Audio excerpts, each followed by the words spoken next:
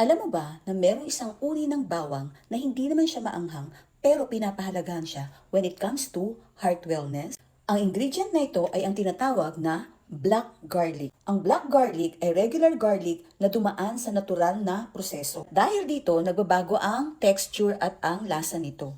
At mas nagiging concentrated ang ilang natural compounds nito na ginagamit sa wellness process. Ang black garlic ay commonly associated pag-support ng cardiovascular wellness sa pamamagitan ng pagtulong sa healthy blood circulation at pag-provide ng antioxidant support. Nakakatulong din itong isa ang natural na blood vessels para sa mas maayos na daloy ng dugo sa buong katawan. Bakit nga ba mahalaga to sa katawan ng tao?